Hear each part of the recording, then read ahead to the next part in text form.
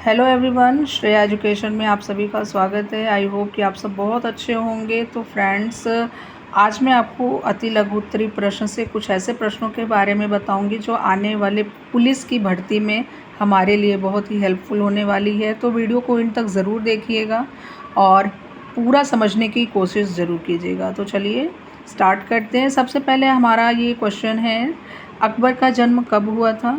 तो अकबर का जन्म सन 1542 ईस्वी में अमरकोट के राजा वीरसाल के महल में हुआ था। तो आप सभी को पता चल गया होगा कि अकबर का जन्म कहाँ हुआ था। तो अकबर का जन्म अमरकोट के राजा वीरसाल के महल में हुआ था। और अगर कभी भी सन पूछे तो आपको बताना है कि 1542 ईस्वी में हुआ था। चलिए नेक्स्ट क्वेश्चन की ओर बढ़ते हैं।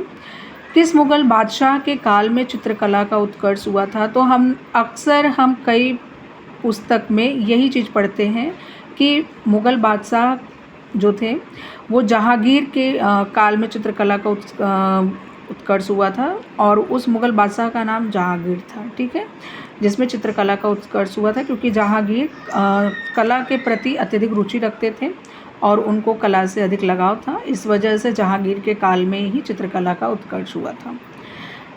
सत्यार्थ प्रकाश नामक पुस्तक की रचना किसने की थी? तो सत्यार्थ प्रकाश की रचना जो है हमारे स्वामी दयानंद सरस्वती ने की थी। और ये भी क्वेश्चन कई बार एग्ज़ाम में पूछे गए हैं, तो इसलिए इनको ध्यान से समझिएगा।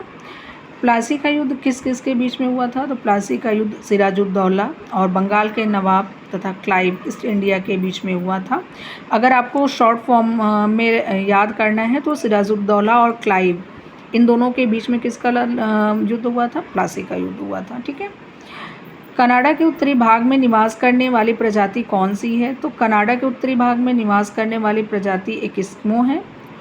रानीगंज कोयला खान किस राज्य में स्थित है? तो रानीगंज कोयला खान पश्चिम बंगाल में स्थित है। ये भी क्वेश्चन काफ़ी बार एग्जाम में पूछा गया है।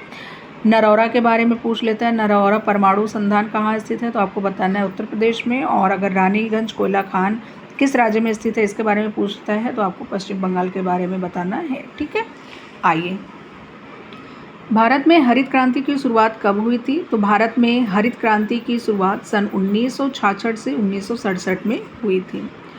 राष्ट्रपति राज्यसभा में कितने सदस्यों को मनोनीत कर सकता है?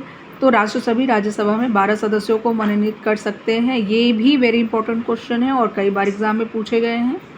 लोकसभा की सदस्यता के लिए उम्मीदवार की आयु कितनी होनी चाहिए? तो लोकसभा की सदस्यता के लिए उम्मीदवार की आयु कम से कम 25 वर्ष या उससे अधिक होनी चाहिए।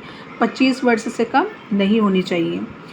क्षेत्रीय ग्रामीण बैंक की स्थापना कब हुई थी? तो क्षेत्रीय ग्रामीण बैंक की स्थापना 26 सितंबर सन 1975 ईस्वी में हुई थी। भारत का उच्चतम न्यायालय कहाँ स्थित है? ये तो बेसिक क्वेश्चन है और सभी को पता है कि भारत का उच्चतम न्यायालय नई दिल्ली में स्थित है। निर्यात से क्या अभिप्राय है? निर्यात का अभिप्राय होता है विदेशों में माल भेजना। और अगर हम बात करें आयात की, तो आयात का मतलब होता है विदेशों से जो भी माल अपने भारत में आता है, ठीक है, तो वहाँ से जो भी माल भेजा जाता है यहाँ के लिए, तो वो आयात होता है। लेकिन यहाँ निर्यात का मतलब होता है विदेशों में माल को भेजना, अर्थात यहाँ पे जो भी पैदावार अधिक होती है उसको हम विदेशों में भेजते हैं, तो वो हम क्या करते हैं, वहाँ पर निर्यात करते हैं। लेकिन जब हम विदेशों से कोई सामान अपने यहाँ पे मंगाते हैं, कोई माल अपने यहाँ मंगाते हैं, तो वो हमारा क्या होता है, आयात कहलाता है।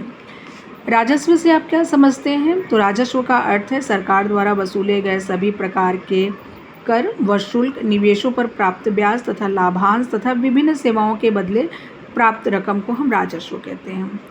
नाबार्ड से क्या अभिप्राय है? तो नाबार्ड का मतलब इसने पूछा है कि नाबार्ड का क्या मतलब है। तो नाबार्ड का अर्थ है राष्ट्रीय कृषि एवं ग्रामीण विकास बैंक, यानी नाबार्ड का फुल फॉर्म यही होता है, राष्ट्रीय कृषि एवं ग्रामीण विकास बैंक। संसार के सबसे छोटे महाद्वीप का नाम बताइए। तो सबसे छोटा हमारा जो महाद्वीप है वो ऑस्ट्रेलिया का है। अकबर ने किस धर्म की स्थापना की थी? तो अकबर ने दीन ए इलाही धर्म की स्थापना की थी। स्थायी बंदोबस्त के 2 लाभ बताइए। तो स्थायी बंदोबस्त से सरकार की अपेक्षा जमींदारों को अधिक लाभ होता है। अनाज तथा अन्य सामग्रियों की मांग बढ़ती है। खेती का विस्तार होता है।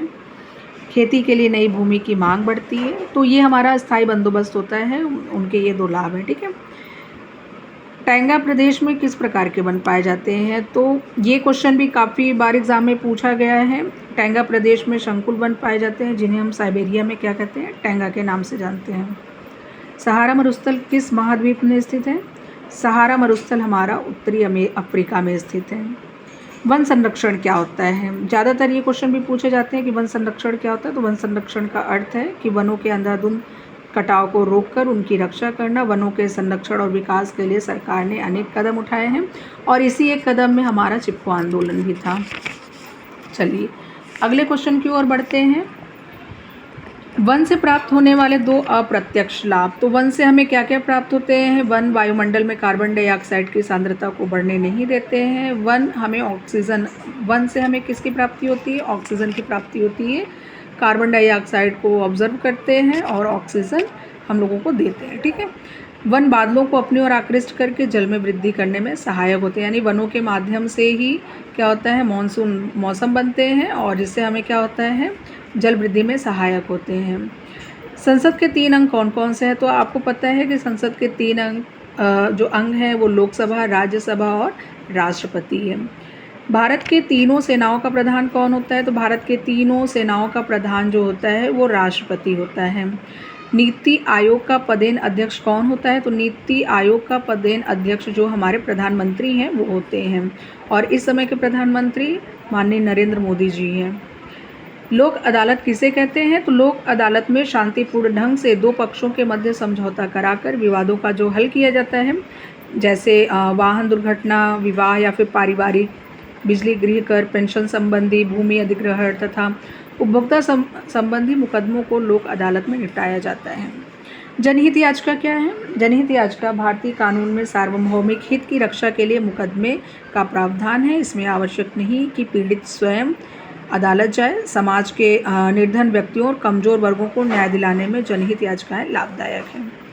कर की 2 विशेषताएं बताइए। तो कर की 2 विशेषताएं, कर एक अनिवार्य भुगतान है। कर से अर्जित आय का प्रयोग सार्वजनिक हित के लिए होता है।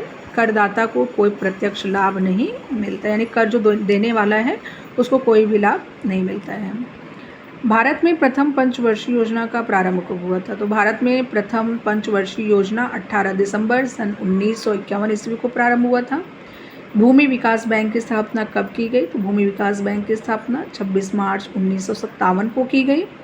बाबर ने किस नाम से अपनी आत्मकथा लिखी थी? तो बाबर ने बाबरनामा नाम से आत्मकथा तुर्की भाषा में लिखी थी। अगर भाषा की बात की जाए तो तुर्की भाषा में, और बाबरनामा किसने लिखी थी? स्वयं बाबर ने लिखी थी। और कहा जाए तो यह उसकी आत्मकथा है। शेरशाह का मकबरा कहाँ स्थित है? तो शेरशाह का मकबरा सासाराम में स्थित है। अकबर द्वारा बनवाए गए 2 किलों के नाम लिखिए। तो अकबर के द्वारा बनवाए गए 2 किले हैं, आगरा का किला और बुलंद दरवाज़ा। तो ये सारे हमारे इंपॉर्टेंट क्वेश्चन हैं जो हर बार एग्ज़ाम में पूछे जाते हैं। इसको एक बार आप अच्छे से ध्यान से देख लीजिएगा, समझ लीजिएगा। बेस्ट ऑफ लक एग्ज़ाम के लिए। आज की वीडियो को यहीं पे करती हूँ, तब तक के लिए बाय बाय।